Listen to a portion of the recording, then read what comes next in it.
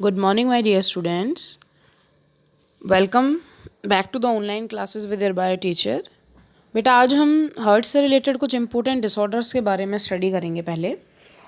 तो चलिए शुरू करते हैं। कौन कौन से डिसऑर्डर हैं, एक डिसऑर्डर होता क्या है, हमारे सर्कुलेटरी सिस्टम के साथ जुड़े हुए कौन कौन से डिसऑर्डर्स हैं, तो एक एक करके स्टडी करते हैं।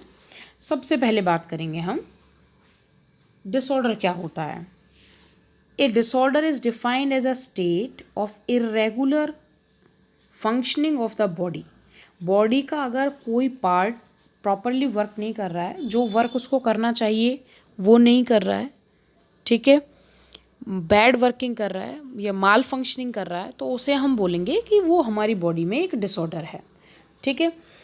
The disorder of circulatory system could be defined as many ailment which affect the heart.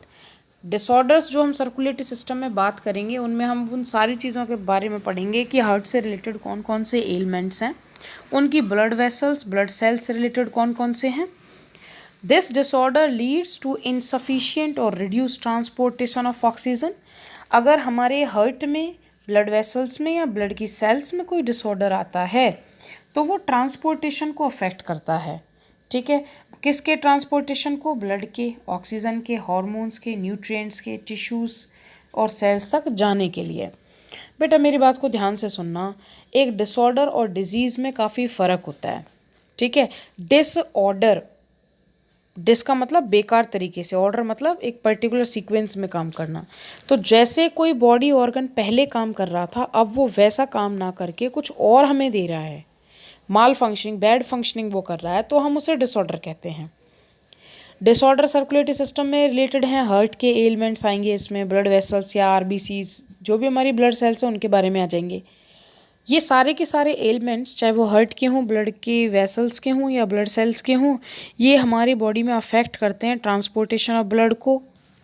ये अफेक्ट करते हैं हमारे ऑक्सीजन और हार्मोन और न्यूट्रिएंट्स के ट्रांसपोर्टेशन को, जो सेल और टिश्यू तक प्रॉपर वे में नहीं पहुंच पाता है। ठीक है। सबसे पहला हम ले रहे हैं इसमें हाई ब्लड प्रेशर। ठीक है। तो हाई ब्लड प्रेशर क्या है? ब्लड प्रेशर का हाई हो जाना क्या कहलाता है बेटा? हाई ब्लड प्रेशर कहलाता है। तो इसमें पहले हम हाई ब्लड प्रेशर को स्टडी करने से पहले ये पढ़ लेते हैं कि ब्लड प्रेशर होता क्या है। सर्कुलेटरी सिस्टम का फर्स्ट डिसऑर्डर स्टडी कर रहे हैं हम, it is high blood pressure. और हाई ब्लड प्रेशर को समझने से पहले ब्लड प्रेशर को समझते हैं। ठीक है बेटा, देखो मान लो ये हमारी ब्लड वेसल है कोई, और इस ब्लड वेसल के अंदर ब्लड जो है क्या कर रहा है? मूव कर रहा है, ट्रांसपोर्ट हो रहा है। तो ये जो फ्लो करता हुआ ब्लड है, ये इस आर्टरीज़ की वाल्व पे, यहाँ पे क्या प्रेशर अप्लाई करता है, ये क्या कहलाता है? हमारा ब्लड प्रेशर। मतलब जब ब्लड फ्लो करता है तो फ्लो करते टाइम ब्लड वेसल्स में जो प्रेशर एक्सर्ट होता है, ठीक है, वो क्या कहलाता है? आपका ब्लड प्रेशर कहलाता है।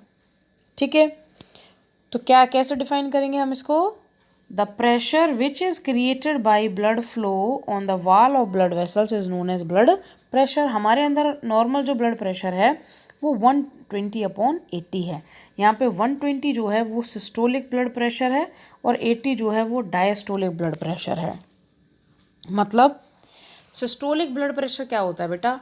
कि हमारी आर्टरीज़ में जब ब्लड फ्लो करता है, कब? जब हमारा हार्ट कॉन्ट्रैक्ट होता है। आप अच्छे से जानते हो सिस्टोल का मतलब कॉन्ट्रैक्शन है, डायस्टोल का मतलब रिलैक्सेशन है। तो हार्ट जब सिस्टोल करता है, कॉन्ट्रैक्ट होता है, तो उस टाइम पे आर्टरीज़ में ब्लड की वजह से जो प्रेशर होता है वो सिस्टोलिक ब्लड प्रेशर होता है। जब हार्ट कॉन्ट्रैक्ट करेगा तो तेज़ी से ब्लड हार्ट में से बाहर निकल के ब्लड वेसल्स में जाएगा, इसीलिए इसकी वैल्यू जो है वो ज़्यादा होती है, 120 होती है। ठीक है। डायस्टोलिक ब्लड प्रेशर क्या होता है बेटा? जब हम, it is define as the pressure created in the arteries when heart relax. जब हमारा हार्ट रिलैक्स करता है, डायस्टोल का मतलब रिलैक्सेशन ही होता है, उस टाइम पे जो प्रेशर होता है आर्टरीज में उसे बोलते हैं हम डायस्टोलिक प्रेशर। ठीक है। तो नॉर्मल जो ब्लड प्रेशर है वो कितना है आपका? 120/80। अगर ये वैल्यू बढ़ जाए, इंक्रीज़ हो जाए, 140/90 हो जाए, इसमें देख रहे हो सिस्टोलिक प्रेशर 140 हो गया और डायस्टोलिक प्रेशर 90 हो गया, तो ये क्या कहलाता है बेटा, हाई ब्लड प्रेशर और हाइपर टेंशन। हाइपर का मतलब भी ज़्यादा होता है। इसके कोई ख़ास सिम्टम्स वगैरह तो नहीं होते हैं, लेकिन ये हार्ट प्रॉब्लम्स को, हार्ट के बैड फंक्शनिंग को प्रमोट करता है। हाइपरटेंशन में lead to heart disease, improper functioning of brain and kidney. अब आप खुद देखो, जब तेज़ी के साथ ब्लड प्रेशर होगा, आर्टरीज में ज़्यादा ब्लड प्रेशर होगा, तो हमारे बाकी ऑर्गन्स में भी जो प्रेशर है ब्लड का वो ज़्यादा जाएगा। जैसे किडनी है, ब्रेन है, हमारे बड़े इंपॉर्टेंट ऑर्गन है, तो सबसे ज़्यादा ये अफेक्ट होते हैं हाई ब्लड प्रेशर से। कैसे होता है हाई ब्लड प्रेशर? बहुत ज़्यादा साल्ट अगर हम ले रहे हैं फूड में, अल्कोहल हम ले रहे हैं, या हम जो है फैट रिच फूड बहुत ज़्यादा खा रहे हैं। हाई ब्लड प्रेशर का रीज़न जो है ना बेटा, वो रीज़न ये होता है कि मान लो ये हमारी ब्लड वेसल है और इसमें यहाँ पे कोई क्लॉट आ गया, तो आप देख रहे हो एरिया जो है वो बहुत ही कम हो गया है इस क्लॉट की वजह से। तो एरिया जब रिड्यूस होता है ब्लड वेसल्स का, तो वो प्रेशर को जो है वो हाई करता है। तो ब्लड प्रेशर का मेन रीज़न जो है वो क्लॉट आ जाना है।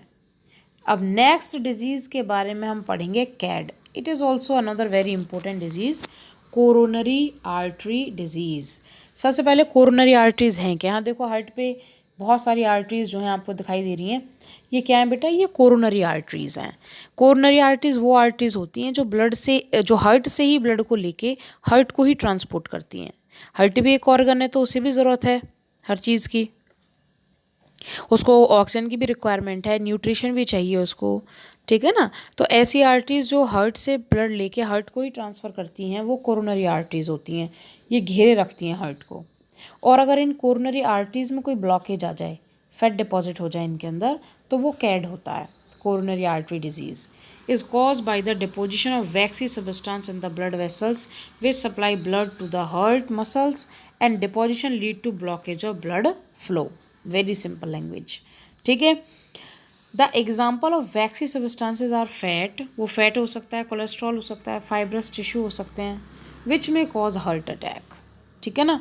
कैड जो है उसको ठीक किया जा सकता है by opening of this blockage. यहाँ देखो आपको दिखा रखी है, इसमें 90% ब्लॉकेज दिखाई हुई है, 99% ब्लॉकेज है, ठीक है ना। तो this is the CAD disease.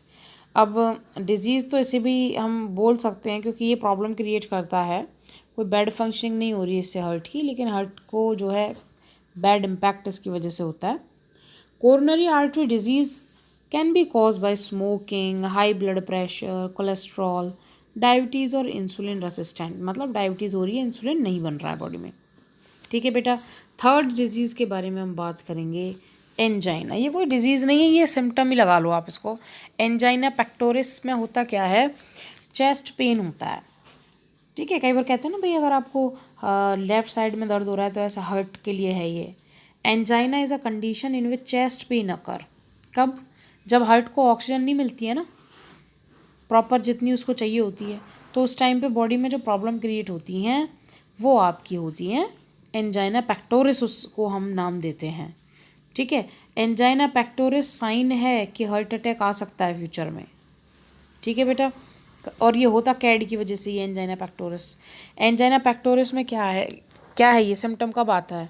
ये तब आता है जब हमारी कैड जो डिजीज़ है वो हो रही है हमें, मतलब जो कोरोनरी आर्टरी हैं वो ब्लॉक हो रही हैं धीरे धीरे, और उनके ब्लॉक होने की वजह से जो ब्लड प्रेशर है या ब्लड का सफिशिएंट अमाउंट है वो नहीं जा पाता हार्ट के पास, तो ये भी एक कारण है। और इसमें देखो स्मोकिंग भी है, एज फैक्टर है, एज के साथ भी ये प्रॉब्लम जो है वो बढ़ती चली जाती है। हाइपरटेंशन अगर लंबे टाइम से चल रहा है तो भी, मोटापा है तब भी, और फिज़िकल इनएक्टिविटी है, मतलब बहुत ज़्यादा हम बॉडी को यूज़ नहीं कर रहे हैं अपनी को, बहुत ज़्यादा रेस्ट में है, तो ये भी प्रॉब्लम क्रिएट करता है। फिज़िकल वर्क एक्सरसाइज करना बहुत ज़रूरी है। नेक्स्ट है आपकी हार्ट फेलियर। हार्ट फेलियर और हार्ट अटैक में डिफरेंस है, कार्डियक अरेस्ट में डिफरेंस है, तो चीज़ों को ध्यान से डिफ्रेंशिएट करते हुए पढ़ना है हमें।